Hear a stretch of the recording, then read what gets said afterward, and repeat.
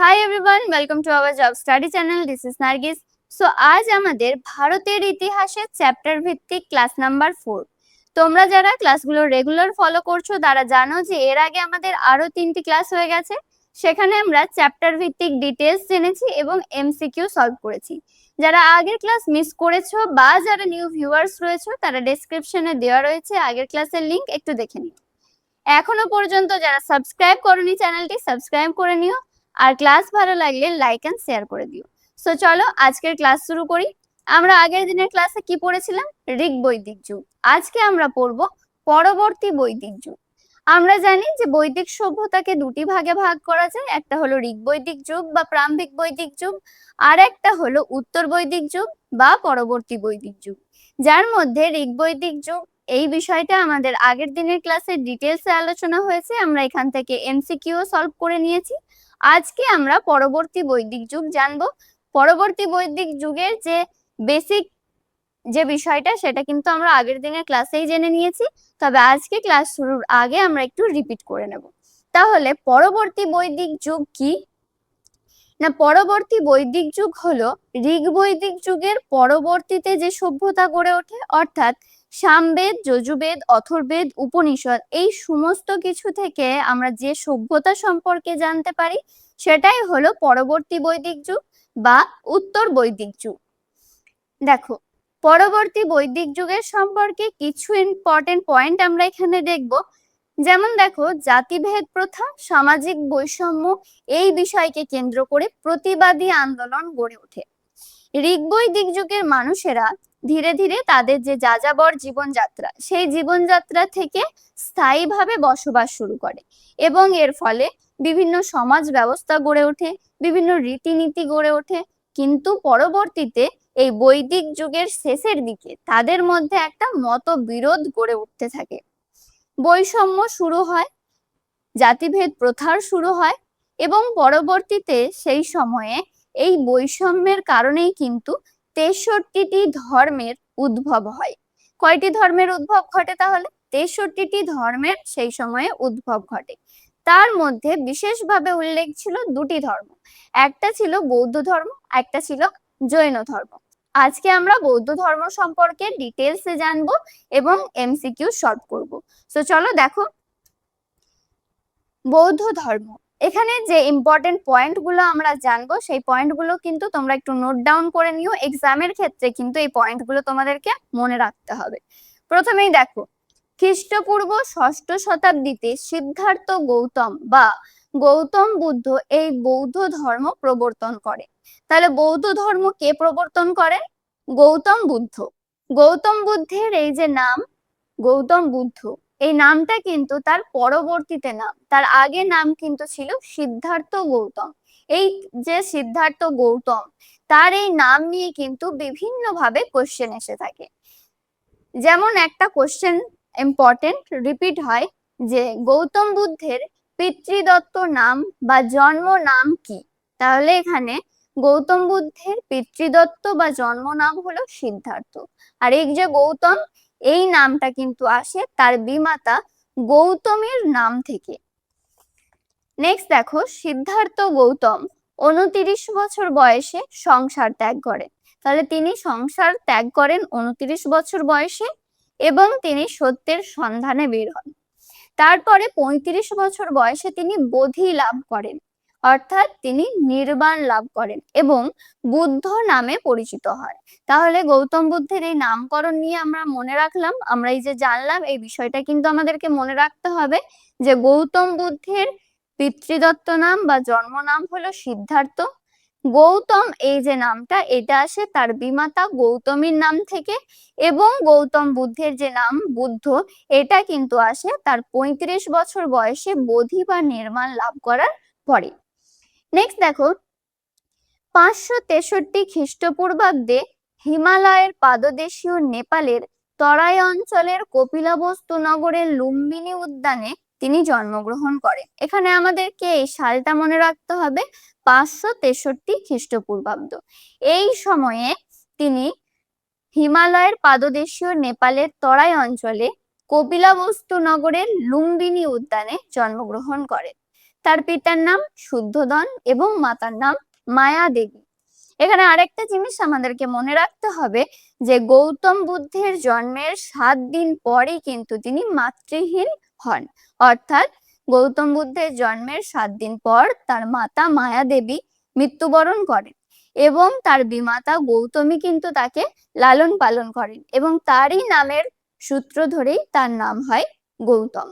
Next আমরা কিছু MCQ করব এখানে এবং এমসিকিউ করতে করতে আরো ডিটেলসে কিন্তু আমরা জানবো। গৌতম বুদ্ধ কত খ্রিস্টপূর্বাব্দে জন্মগ্রহণ করেন? একটু আগেই আমরা আলোচনা করলাম। এখানে রাইট অ্যান্সার হবে তাহলে 563 খ্রিস্টপূর্বাব্দে। এই সময়ে তিনি জন্মগ্রহণ করেন। নেক্সট কোয়েশ্চেন দেখো, গৌতম বুদ্ধের পিতৃদত্ত নাম বা জন্ম নাম কি ছিল? এখনই পড়লাম আমরা। গৌতম বুদ্ধের পিতৃদত্ত নাম বা জন্ম নাম হলো, রাইট অ্যান্সার হবে এখানে সিদ্ধার্থ। নেক্সট দেখো, গৌতম বুদ্ধের স্ত্রীর নাম কি ছিল?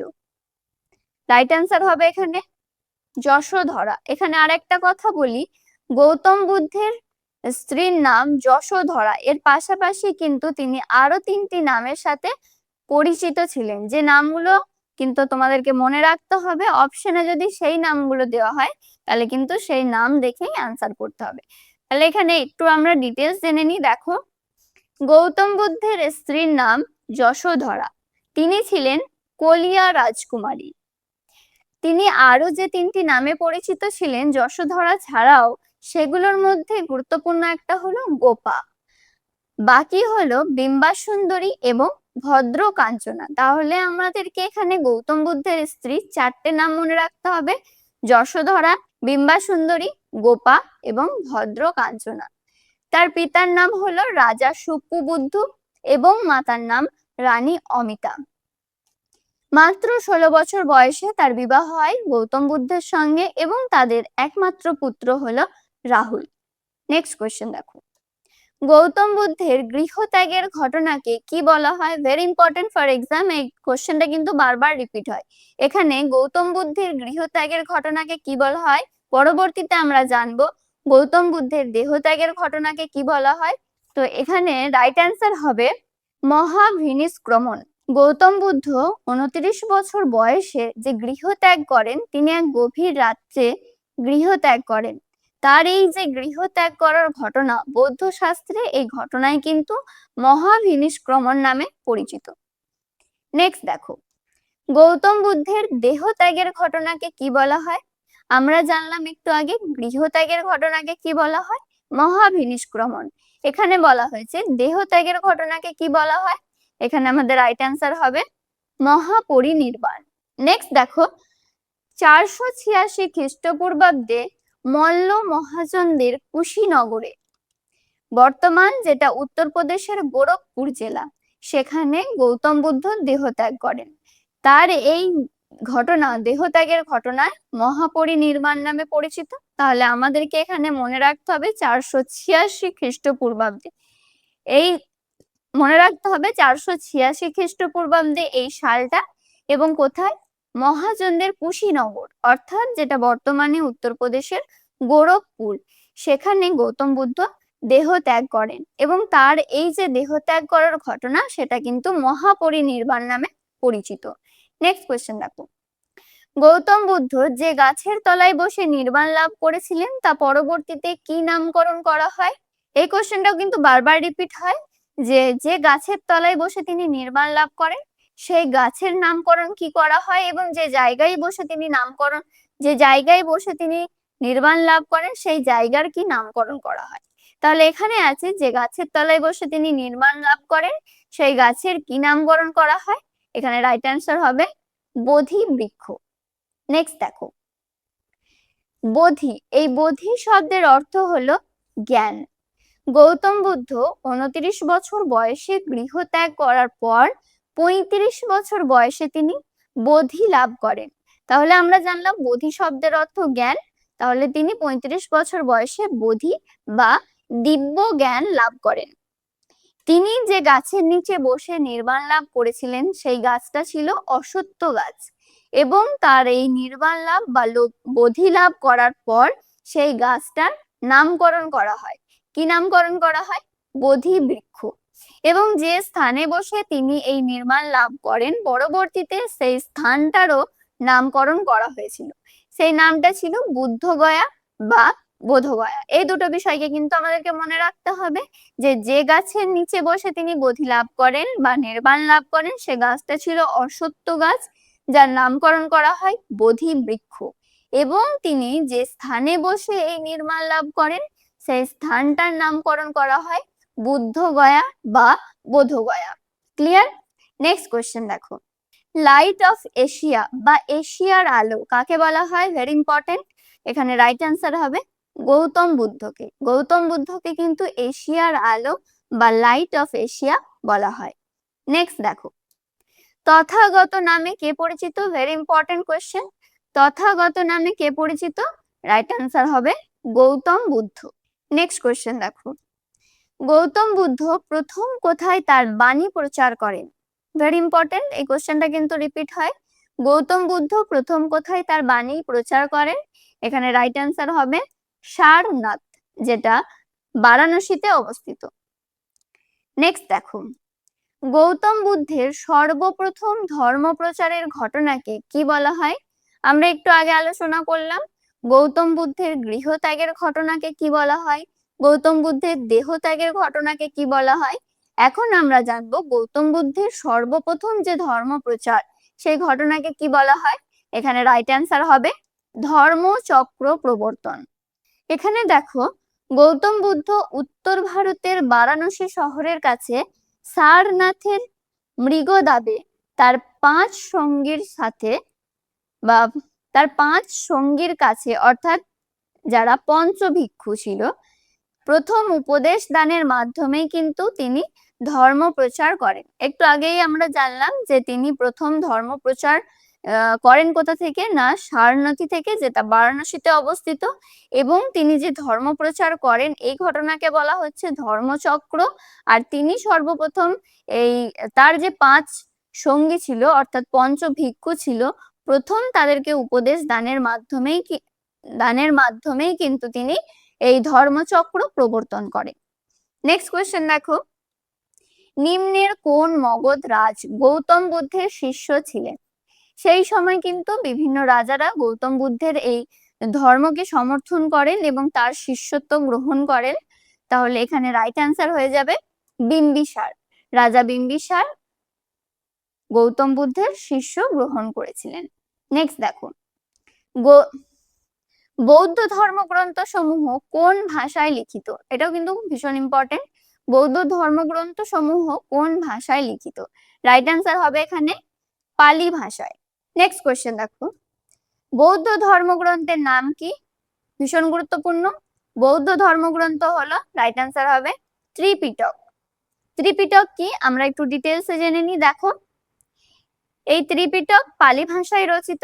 এই ত্রিপিটকের যে পিটক শব্দটা রয়েছে, এই শব্দের অর্থ হলো ঝুড়ি বা পাত্র।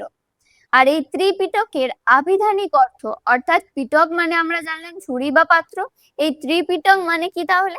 3টি ঝুড়ি বা 3টি পাত্র। এই ত্রিপিটকের মধ্যে কিন্তু বিনয় পিটক, সূত্র পিটক এবং অভিধানিক পিটক, এই 3টি পিটককে নিয়েই কিন্তু ত্রিপিটক গঠিত।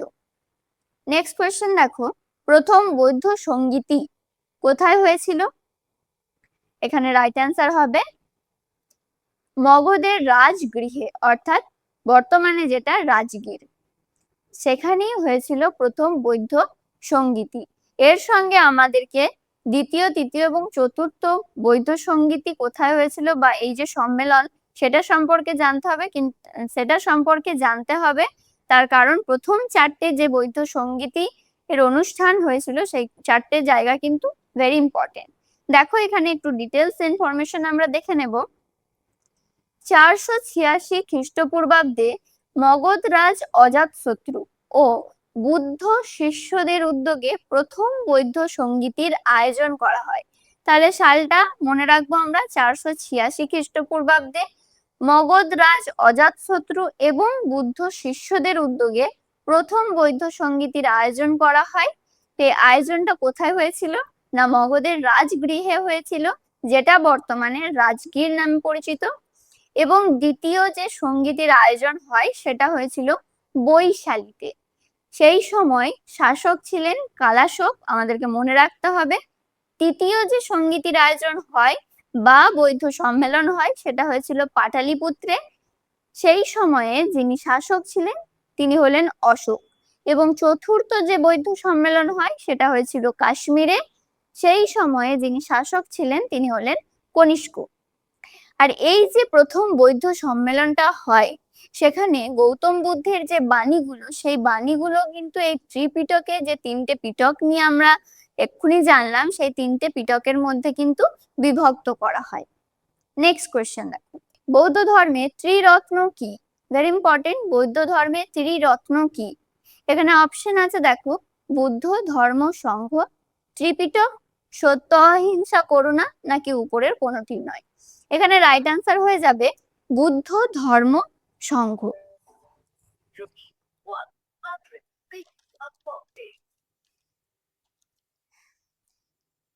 দেখো বৌদ্ধ ধর্মের এই ত্রিরত্ন হলো তাহলে বুদ্ধ, ধর্ম এবং সংঘ। বৌদ্ধ ধর্মের মানুষেরা এই তিনটি ধারণাকে জীবনের পরম আশ্রয় বা মূল স্তম্ভ হিসেবে কিন্তু গ্রহণ করে। আর এটাই কিন্তু বৌদ্ধ ধর্মের ত্রিরত্ন।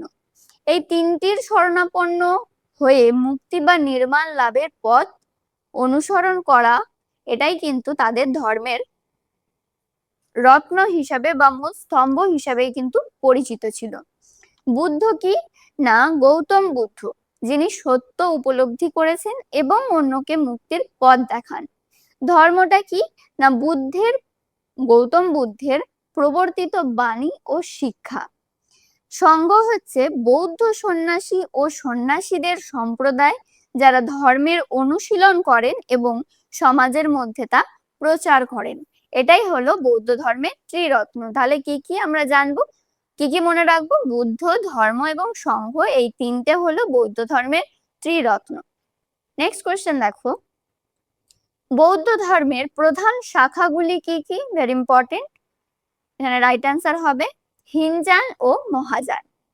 নেক্সট কোয়েশ্চেন দেখো, গৌতম বুদ্ধ মানব জাতির দুঃখের কারণ হিসেবে কোন দুটি বিষয়কে চিহ্নিত করে? এখানে রাইট অ্যান্সার হবে অজ্ঞানতা ও আসক্তি। এই দুটি বিষয় কিন্তু গৌতম বুদ্ধ মনে করেন যে মানব জাতির দুঃখের মূল কারণ। নেক্সট কোয়েশ্চেন দেখো, বুদ্ধ সম্পর্কিত অনুষ্ঠানের সাথে যুক্ত স্তূপ কিসের প্রতীক? অর্থাৎ বৌদ্ধ সম্পর্কিত যে বিভিন্ন অনুষ্ঠানগুলো ছিল, অর্থাৎ যেটা মৃত্যু, জন্ম, গৃহত্যাগ, প্রথম ধর্ম উপদেশ, এই যে বিষয়গুলো ছিল এইগুলোর সাথে কিন্তু বৌদ্ধ ধর্মের একটা করে প্রতীক ছিল। সেই প্রতীকগুলো কোনটার সাথে কি প্রতীক? তাহলে এখানে রাইট অ্যান্সার হবে এই যে স্তূপ প্রতীক, এটা কিসের প্রতীক? রাইট অ্যান্সার হবে এখানে মৃত্যুর প্রতীক।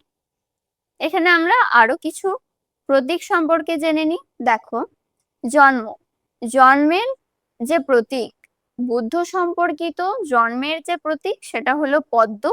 মৃত্যুর যে প্রতীক আমরা এখনই জানলাম সেটা হলো স্তূপ। মহাপ্রস্থানের প্রতীক হলো ঘোড়া। প্রথম ধর্মোপদেশ, এটার প্রতীক হলো চাকা। এবং বোধিলাভের প্রতীক হলো বোধি বৃক্ষ। নেক্সট কোয়েশ্চেন দেখো, গৌতম বুদ্ধ উত্তরপ্রদেশের কোন স্থানে তার বেশিরভাগ ধর্মোপদেশ দিয়েছিলেন? ভেরি ইম্পর্টেন্ট, গৌতম বুদ্ধ উত্তরপ্রদেশের কোন স্থানে তার বেশিরভাগ ধর্মোপদেশ দিয়েছিলেন? এখানে রাইট অ্যান্সার হবে শ্রাবস্তী। আমাদের আজকের ক্লাস এখানেই শেষ। আশা করি আজকের এই ক্লাসটা তোমাদের অনেকের কাজে লাগবে ফর এক্সাম। ভিডিওটা যদি তোমাদের হেল্পফুল বলে মনে হয় অবশ্যই চ্যানেলটাকে সাবস্ক্রাইব করো, লাইক করে দিও। দেখা হচ্ছে ভারতের ইতিহাসের নেক্সট ক্লাসে। সবাই খুব ভালো থেকো, সুস্থ থেকো, টাটা।